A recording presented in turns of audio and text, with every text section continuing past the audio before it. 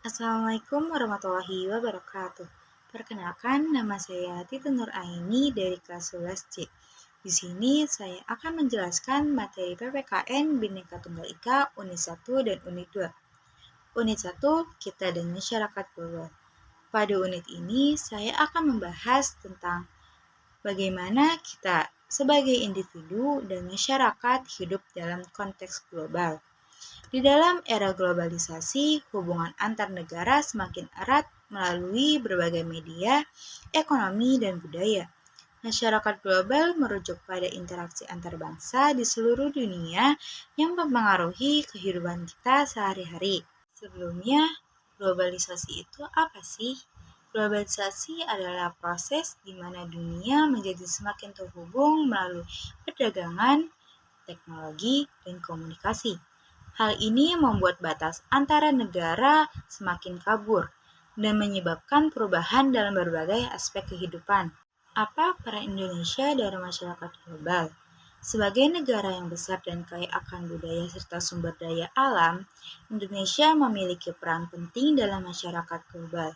Indonesia berpartisipasi dalam berbagai organisasi internasional dan hubungan diplomatik dengan negara lain. Adapun dampak positif dan negatif dari globalisasi. Dampak positif dari globalisasi yaitu perkembangan ilmu pengetahuan dan teknologi.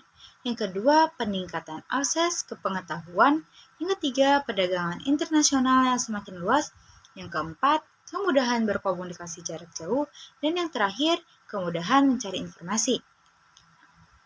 Adapun dampak negatif dari globalisasi yang pertama, sikap individualistik, yang kedua, gaya hidup kebarat-baratan, yang ketiga, kesenjangan sosial, yang keempat, hilangnya identitas budaya lokal, yang kelima, pertentangan nilai, dan yang terakhir, ketergantungan pada budaya asing. Bagaimana sih cara kita menghadapi globalisasi? Yang pertama, dengan cara memahami Pancasila. Yang kedua, dengan melestarikan kebudayaan. Yang ketiga, dengan mencintai produk dalam negeri. Yang keempat, menyaring informasi dan budaya. Dan yang terakhir, dengan memperkuat identitas budaya lokal. Kita ke unit 2, kolaborasi budaya. Pada unit ini, saya akan membahas tentang kolaborasi budaya, yaitu proses saling berpengaruh dan interaksi antara berbagai budaya yang berbeda.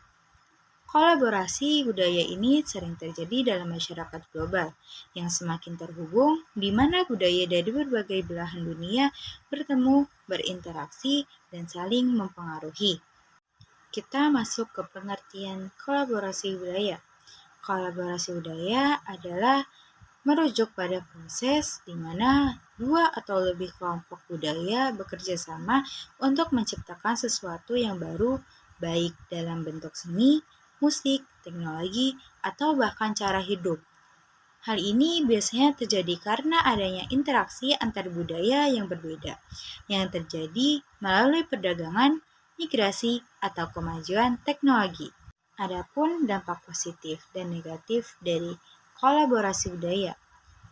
Dampak positif dari kolaborasi budaya yaitu yang pertama, inovasi dan kreativitas. Kolaborasi budaya seringkali menghasilkan inovasi baru karena penggabungan ide, nilai, dan teknik yang berbeda.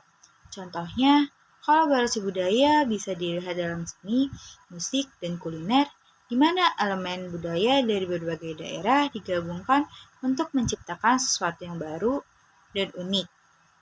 Yang kedua, penghargaan terhadap keberagaman.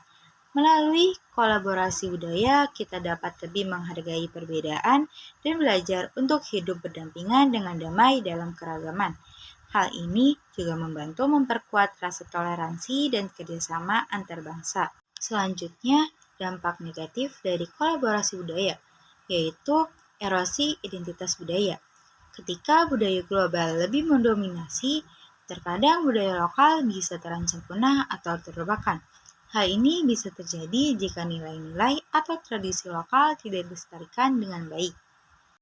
Seberapa penting sih kolaborasi budaya di era globalisasi? Dalam dunia yang semakin terhubung ini, Kolaborasi budaya sangatlah penting untuk meningkatkan pemahaman antar bangsa dan menciptakan dunia yang lebih harmonis. Selain itu, kolaborasi budaya bisa menjadi sarana untuk saling belajar dan memperkaya pengalaman hidup. Adapun contoh kolaborasi budaya, yaitu kolaborasi budaya antar artis dari berbagai negara seperti campuran musik tradisional dengan genre modern menghasilkan karya yang bisa diterima oleh berbagai kalangan. Nah, itu dia yang bisa saya sampaikan dalam video kali ini. Cukup sekian, terima kasih. Wassalamualaikum warahmatullahi wabarakatuh.